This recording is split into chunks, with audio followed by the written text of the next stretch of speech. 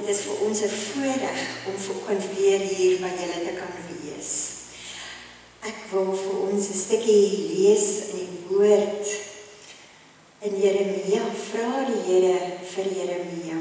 Sê hy, wat sien jy, Jeremia? En die Here het Jeremia het geantwoord, ek sien 'n amandeldak. En die Here het geantwoord, jy het reg gesien. En kyk, ek staan gereed om te doen wat ek gesê het. En dit is sy belofte vir ons vandag weer. Hy staan gereed om te doen dit wat hy vir ons beloof het. Kom ons begin die diens dan eers nog 'n lied saam te sing, die 348, die bekende Stille Nag.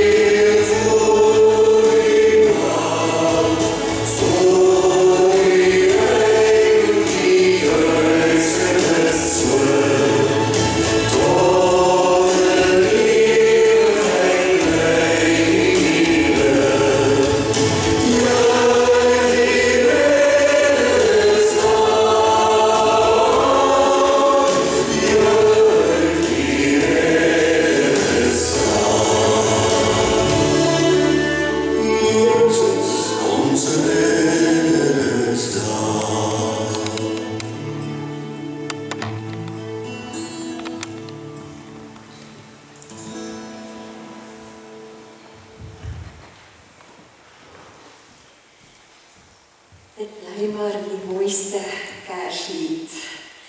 Wanneer ons moet stil word en net weet, die Here is ons redder en hy het gekom.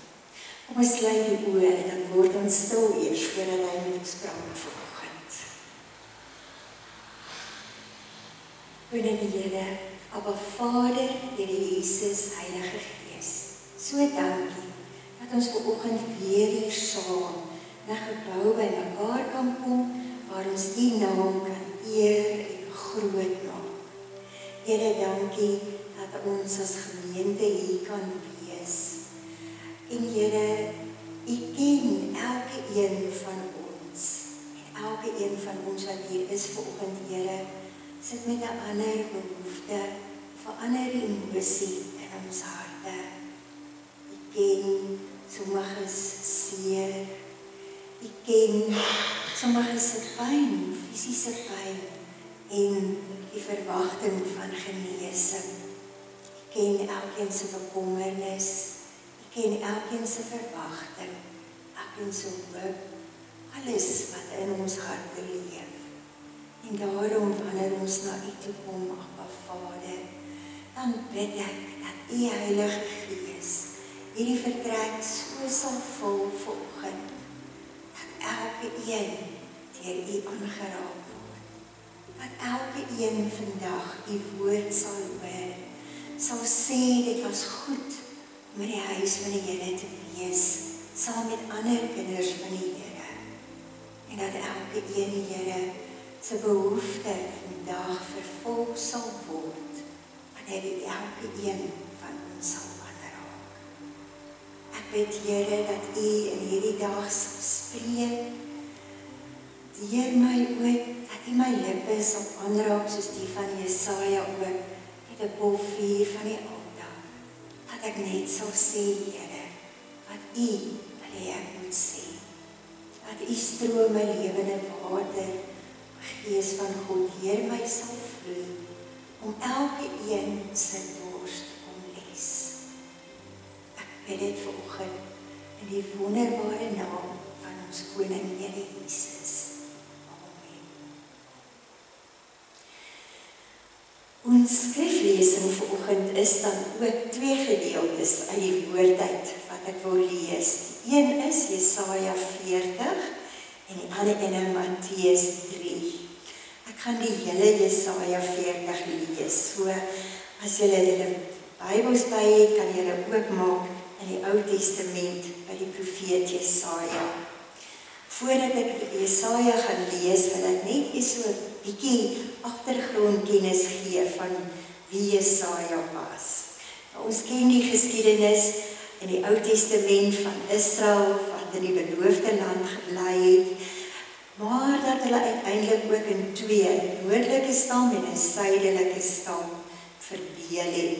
En as gevolg van ongehoorsaamheid weet ons ook die geskiedenis hoe hulle in ballingskap eers die Noordryk weggevoer is, so amper 200 jaar later die Suiderryk wat ook in ballingskap weggevoer is. En dan lees ons ook in Jesaja 6 die bekende gedeelte waar Jesaja so blik kry van die troonkamer van God, waar hy hoor 'n gesprek tussen God en die engele, wat God dan vir engele vra, wie sal ek stuur na my volk toe? En dan hoor Jesaja hierdie gesprek, en dan weet ons ook, hy het gesê, hier is ek, Here, stuur my. Maar ook het hy gesê, weer my, want ek is verlore, toe hy God se heerlikheid sien, en sy heiligheid sien, en sy eie sondigheid besef. En toe het 'n engel gekom met 'n bolvuur van die altaar, en Jesaja se lippe ook aangeraak. Doelende net dat God het hom ook gesalf om dan te kom, en te sê, hy kan die woord vir die volk bring. Nou van daar af van Jesaja 6, gaan ons nou 'n bietjie so vorentoe skuif, tot na Jesaja 40 toe. En Jesaja 40 is geskryf toe die volk al reeds 70 jaar in ballingskap was, wat hulle deur die Babiloniërs weggevoer was soontoe. En onthou, voor die tyd is daar geprofeteer dat hulle vir 70 jaar in ballingskap sal wees. Nou die ouer mense, hier is mense wat 70 is, wat dan die woord ontvang het van die Here, het ek dink gesit en die jare getel. Want hulle het swaar gekry terwyl hulle in Babilonië was. Hulle het nie, daar was nie 'n sinagoge waarna toe hulle kon gaan nie, en hulle was blootgestel aan hierdie heidense nasie, en al hulle gode en gebruike, wat nie eie aan hulle was nie. So hulle het met 'n verwagting geleef. Hierdie 70 jaar is nou verby.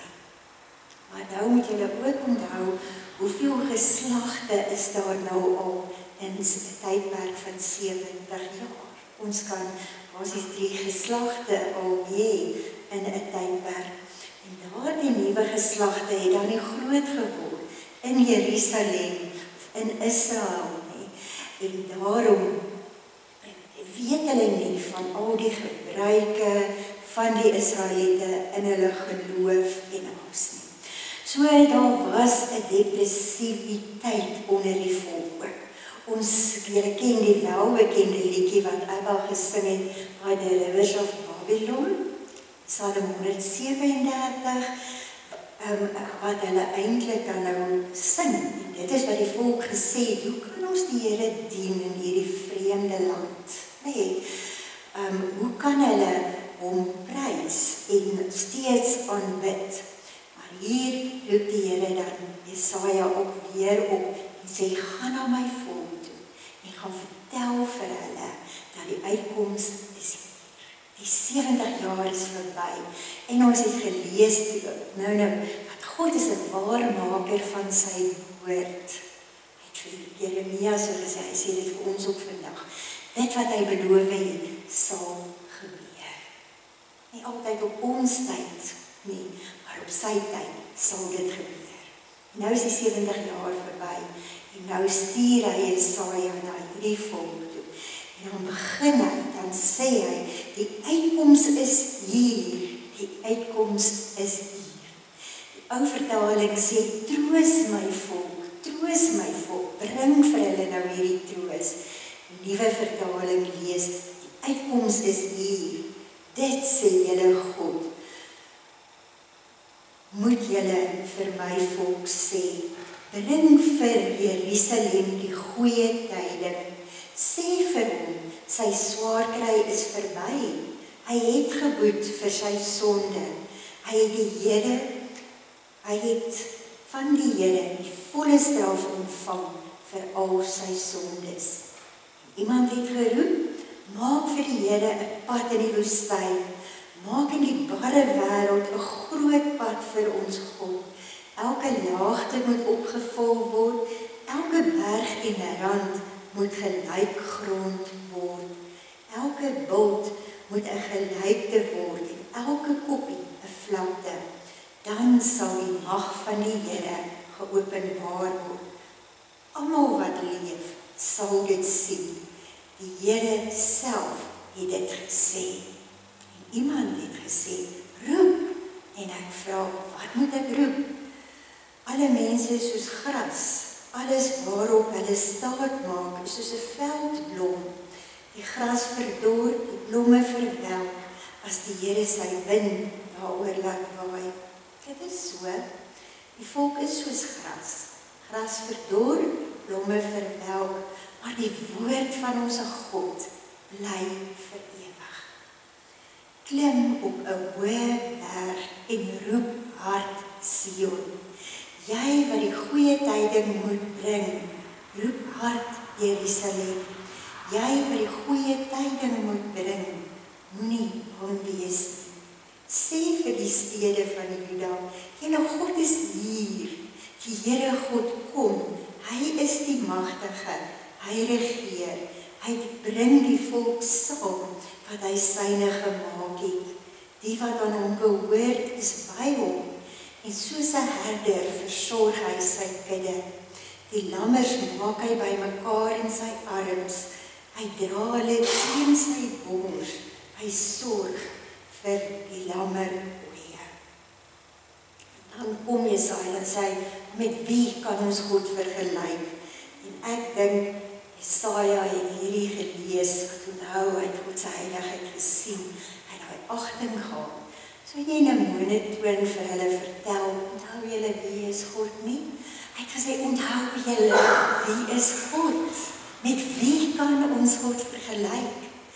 En dan sê hy, wie het die waters in die holte van sy hand afgemeet, met die breedte van sy hand die maat van die hemel bepaal, met 'n maatemmer die grond van die aarde afgemeet, met 'n skaal van die berge en die heuwels geweeg. Wie kan die gees van die Here peil? Wie kan sy raadgewer wees? Vir wie raadpleeg hy, dat die hom tot insig sou bring en hom sou leer wat om te doen? Wie leer hom en onderrig hom, dat hy met insig kan optree? Die nasies is vir hom soos 'n druppel van 'n emmer, soos 'n stoffie op die skaal. As hy die eilande op die skaal sit, is hulle so stofdeeltjies. Al die hout wat op Libanon is nie genoeg vir vuur op die altaar nie. En al die woud nie genoeg vir die offers aan die Here nie. Al die nasies is soos niks teenoor hom nie. Hulle is vir hom minder as niks, asof hulle nie bestaan nie. Met wie kan julle dan God vergelyk? Met watter beeld kan julle hom gelykstel? 'n Beeld word deur 'n ambagsman gegiet, deur 'n smid met goud oorgetrek en met silwer kettingkies versier. Wie te arm is vir so 'n offer aan sy God, kies hout wat nie vrot nie, en soek vir hom 'n bedrewe ambagsman om vir hom 'n beeld te maak wat nie omval nie. Weet julle dan nie? Het julle nog nie gehoor nie? Is dit nie van die begin af aan julle bekend gemaak nie? Het julle nie die begrip van hoe die aarde ontstaan het nie? God het sy troon hoog aan die hemelkoepel. Die aardbewoners is vir hom so springkane. Hy span die hemel oop soos 'n tentdoek, oop soos 'n tent vir die mense om onder te woon. Hy maak die vername mense tot niks, die heersers van die wêreld asof hulle nie bestaan nie. Skaars is hulle geplant, skaars is hulle gesaai. Skaars het hulle wortel geskiet, of hy blaas sy asem oor hulle en hulle verdor. Die stormwind vat hulle weg met storms. Met wie kan julle my dan vergelyk? Wie is soos ek? Vra die Heilige. Kyk op na die hemel. Wie kan die sterre skep? Hy wat die hemelse leer laat uittrek in hulle volle getal. Dit is hy wat hulle elkeen gemaak het met sy groot krag, sy groot mag. Sorg hy dat geen een van hulle ontbreek nie. Waarom sê jy dan, Jakob? Waarom kla jy, Israel? Die Here sien my nie raak nie. My reg gaan by God verby. En dit is wat die volk dan nou oor gekla het. Want hulle sit 70 jaar in Babylon. Dan sê hulle, ons dink die Here het ons vergeet. Hy sien ons nie meer raak nie. Sy geregtigheid gaan by ons verby. Weet jy dan nie? Het jy nog nie gehoor nie? Die Here is die ewige God, die skepper van die hele aarde. Hy word nie moeg nie. Hy raak nie afgemat nie. En sy insig is ondeurgrondelik. Hy gee die vermoeides krag. Hy versterk die wat nie meer kan nie. En selfs jong manne word moeg, raak afgemat. Selfs manne in die vleuer van hulle lewe struikel en val. Maar die wat op die Here vertrou, kry nuwe krag. Hulle vlieg met die arensvlerke. Hulle hardloop en word nie moeg nie. Hulle loop en raak nie afgemat nie. En dit is die beeld dan wat Jesaja vir die volk bring. Dit is asof Jesaja net wil sê, kyk net weer, wie is God? Hierdie God wat spreek en dit gebeur. Hierdie God wat sy woord nooit ledig na hom toe sal terugkeer nie. Want as hy 'n woord spreek, dan gaan dit in vervulling in.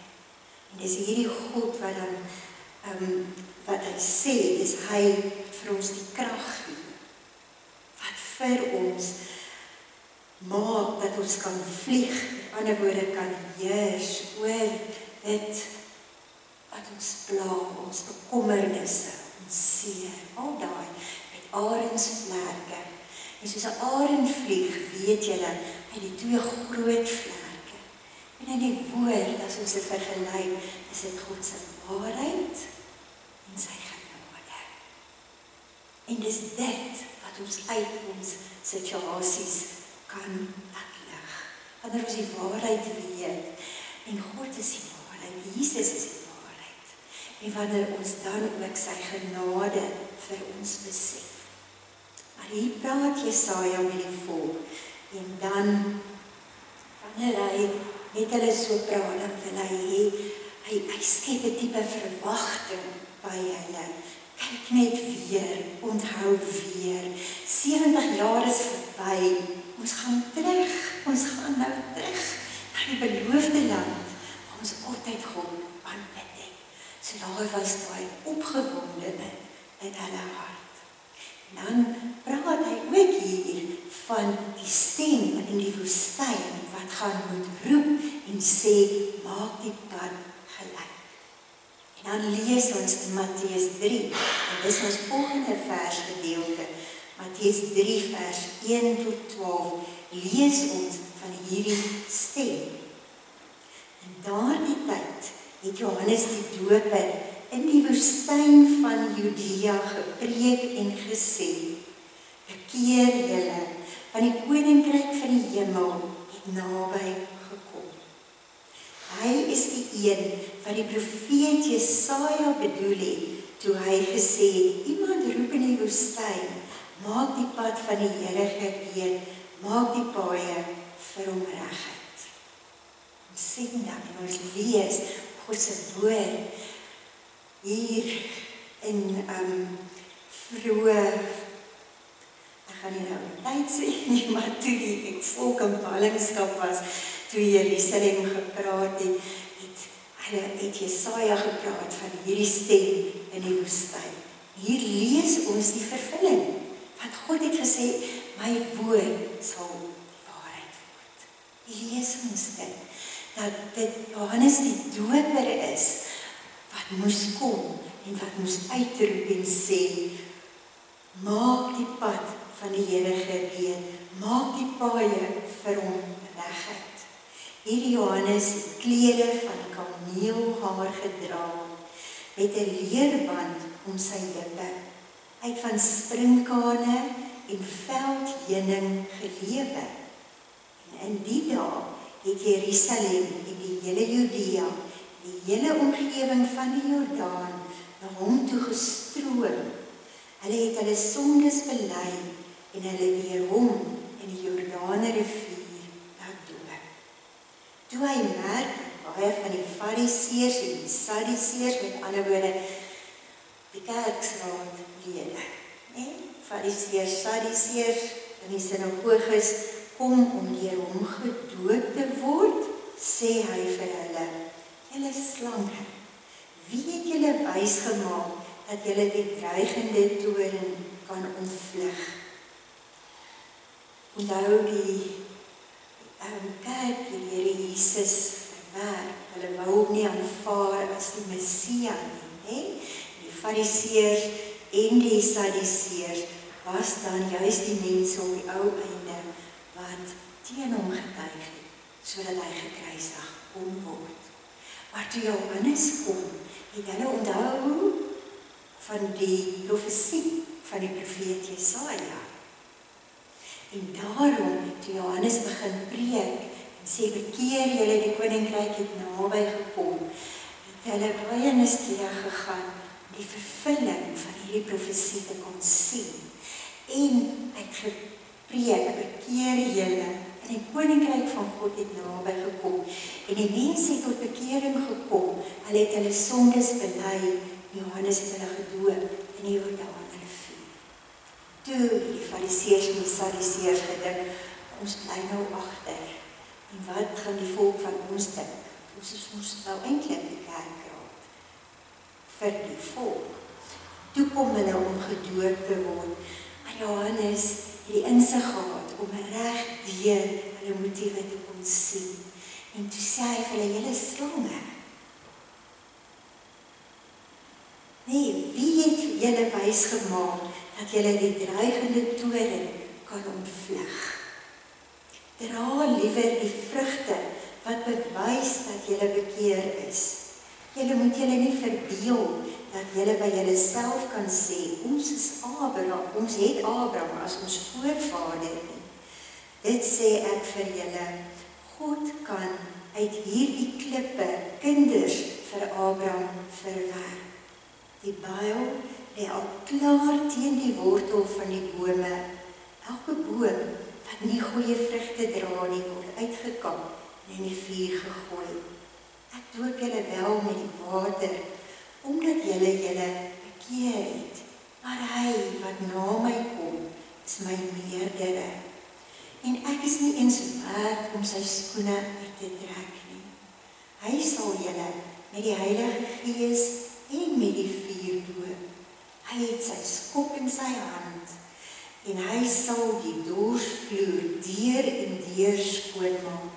Sy koring sal hy na die skuur toe bring, maar die kaf sal hy met 'n onblusbare vuur verbrand. Dis die boodskap wat Johannes die Doper dan vir hulle gebring het. Johannes die Doper was Jesus se neef. As ons die geskiedenis lees, ook in die evangelies soos dit vir ons opgeteken is, dan sien ons dat Elisabeth swanger geraak het, weens 'n wonderwerk van God. En haar man Zacharia was dan ook 'n leviet wat in die tempeldiens gedoen het, nê? Hulle kom vir baie jare die kinders hê nie. Hulle was eintlik al baie oud ook gewees teen daai tyd. En terwyl hy in die tempeldiens gedoen het, het 'n engel aan hom verskyn en gesê, Elisabeth sal swanger word, en sy sal 'n seun baar, en julle moet hom Johannes noem. En ons onthou ook dat toe hy uit die tempel uitgekom het, toe hy die volk moes toespreek, toe was hy stom. En hy die engel bevraagteken en hy het dadelik in sy hart geglo dat Elisabeth swanger sal wees nie. Daarom het hy het God gesê, of die engel gesê, dat jy nie wil hoor nie, sal jy nie kan praat nie. Nou moet ons ook onthou, die gebruik van die tempel was, dat die hoëpriester eenmaal 'n jaar in die allerheiligste ingegaan het, om 'n boodskap te kry van God, en dan uit te kom, en vir die volk te sê, so sê die Here. Nou die allerheiligste was so heilig, dat net die hoëpriester kon eenmaal 'n jaar daarin gaan. En hulle het eintlik ook, lees ons in die Bybelse bronne, 'n tou om sy voet vasgemaak. Dat sou hy daar binne sterf en hulle hom uitgetrek. Kon nie self daarin gaan nie. Dit was te heilig, want dit was die allerheiligste God se teenwoordigheid was. Dieselfde toe Johannes, Jesaja, toe hy sê, wee my, ek is verlore. Dieselfde daar, dan ook. En hier gaan Zacharia in, en hy bevraagteken die woord van die Here aan hom. En daarom sê God, hy sal stom wees, hy sal nie kan praat, voorens na die babatjie nie gebore word. Dan het Johannes uitgekom, Zacharia uitgekom, en die hele volk het gestaan en wag vir die woord van die Here aan hulle. En hy kon nie praat nie, hy was stom. Kort daarna het hulle agtergekom, maar Elisabeth is swanger. En by die geboorte van Johannes die Doper, het hulle gepraat oor wat die naam gaan wees. En daar het sy pa Zacharia sy tong weer losgekom en hy het gesê sy naam is Johannes. Dis wat hy genoem sou word. Maar terwyl Elisabeth swanger was, sy was seker al so 3de in haar swangerskap in, en die engel Gabriël ook aan Maria verskyn en vir haar gesê, sy gaan swanger word wanneer die Gees oor haar kom. En sy gaan 'n kindjie wat gebore word, sal Jesus, ons Messias, die verlosser wees. En Maria het onmiddellik gesê, doen aan my, soos die Here goedink. Ons lees dan ook, dat nadat sy uitgevind het, dan sy is swanger, het sy na Elisabeth toe gegaan, wat swanger was met Johannes die Doper. En toe Maria inkom, en hulle hoor, Elisabeth hoor Maria se stem, toe beweeg die babietjie in haar baarmoeder. En ons lees dat daar is, Johannes die Doper alreeds met die Heilige Gees vervul. Terwyl Elisabeth met hom swanger was. En dan is hy